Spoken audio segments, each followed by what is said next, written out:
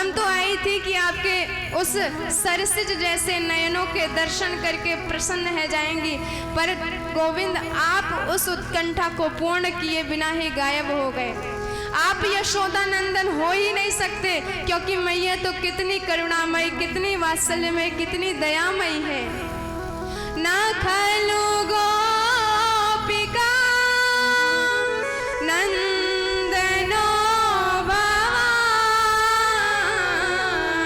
अखिल देहिना अंतरात्मदृक्।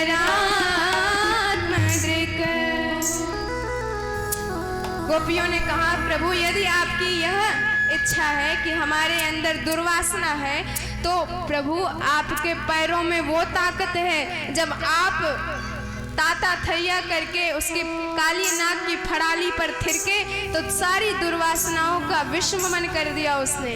तो ऐसे यदि हमारे अंदर भी दुर्वासना है तो आप उस चरण को हमारे हृदय पर रखें, तो हमारी दुर्वासना भी अपने आप दूर हो जाएगी।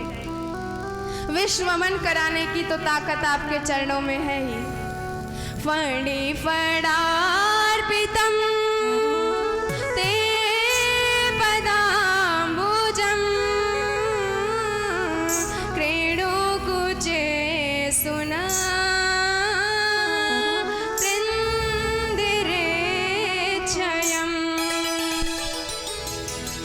प्रभु यदि आप ये कहो कि मर जाओ, लेकिन कैसे मरे? हमने तो अमर कथा सुन रखी है, क्योंकि आपकी कथा जिसने सुन रखी फिर उसका कभी मृत्यु होने वाला नहीं है।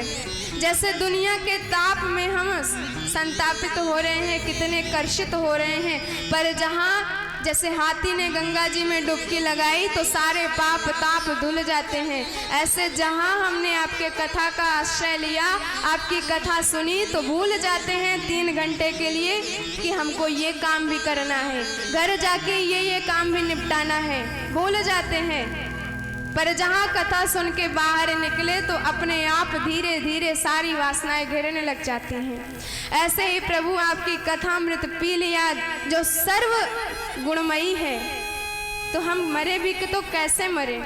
और ये कथा की महिमा अकेले नहीं गा रहे हैं, जितने बड़े बड़े ऋषि मुनि कवि इत्यादि हैं, सब के सब मिलजुल के आपकी महिमा कथा की गा रहे हैं। इति तव सूरप्यस्त्रधिपते खिललोक मलक्षपण कथामृताब्धिम अवगाह्यत पांसे जहु। ऐसी आपकी दिव्य कथामृत है। तव कथा